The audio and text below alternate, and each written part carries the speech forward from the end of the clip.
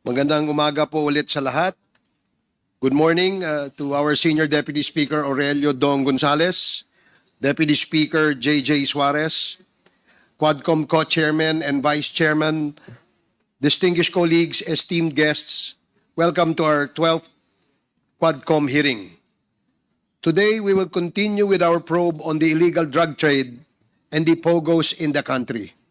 We will show you the connection between the two and the key personalities who have been so far uncovered, previously hidden and entangled in a complex web of corporate layering and protected by influential and powerful government officials. In our last hearing on these topics, there were testimonies given that linked past high government officials in the drug smuggling of tons upon tons of illegal drugs via our ports and under the nose of the Bureau of Customs. We have also seen how the money flow from this drug trade are being used to acquire land holdings, influence and corrupt government officials and employees who conspire with the drug traders in offering protection and fake identities that undermine the security of our country. We were shown how the money was being laundered into the POGOs and used it to fatten the wallets and pockets of the protectors of government. Napakarami na pong nakita at nadiskubre at naipalabas dito po sa Quadcom hearings. Kung kaya naman pilit itong binabatikos at minamaliit na mga natatamaan. Base sa aming nakakalap na mga impormasyon, ang paninira ng mga trolls na patuloy ang paninira ng mga trolls na bayad ng pogo at drug money sa mga membro ng mga taong tumitestigo rito. Katakataka na napakalaki ng puhunan na umiikot sa mga trolls na halatang inaalagaan ng mga nasasaktan sa mga bagay na nauungkat sa mga pandinig natin dito.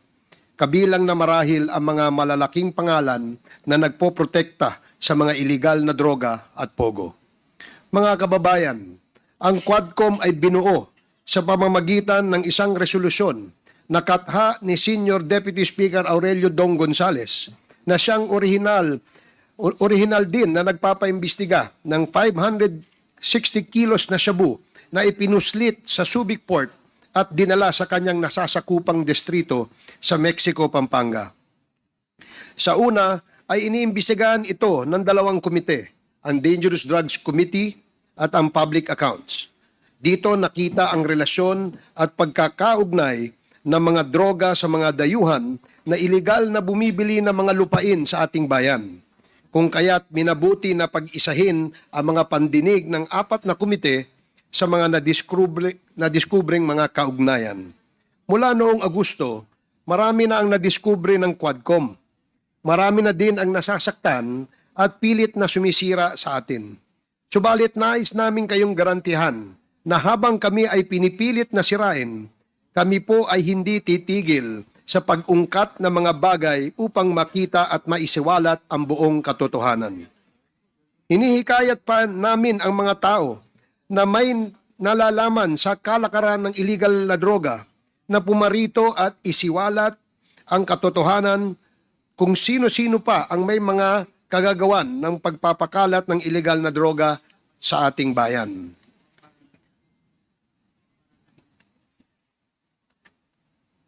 Pilit pong sinisira ang imahe ng ating Quadcom na walang ibang layunin kundi ipalabas lamang ang katotohanan. Kung kaya't hinihikayat naming ang ating mga kababayan na humarap, magsalita at magbigay ng kanilang impormasyon na may kinalaman sa usaping tinatalakay namin dito. Kung sakali na ang mga impormasyong ito ay mapapatunayang totoo, kami ay gagawa ng mga mungkahi sa mga nararapat na ahensya upang sila na ang gumawa ng mga nararapat na hakbang sa pagresolba ng mga ito. Sa ngayon, hinihikayat pa rin namin ang lahat ng personalidad na nabanggit ng mga resource persons at witnesses na pumunta dito sa amin upang bigyang linaw ang mga nasabing akusasyon o kamalian kung meron man at nang marinig ng bayan ang kanilang mga panig. Hindi namin isinasara ang aming pintuan sa kanila. Pinipilit namin na sila ay humarap dito upang pasinungalingan ang mga bintang laban sa kanila. Sa gayong paraan, lamang natin masisiguro na ating makikita ang katotohanan. So nagpapasalamat po kami sa inyong pagtitiwala. Maraming salamat at magandang umaga po sa lahat. The next to deliver his opening remarks is the Chairman of the Committee on Public Order and Safety, Congressman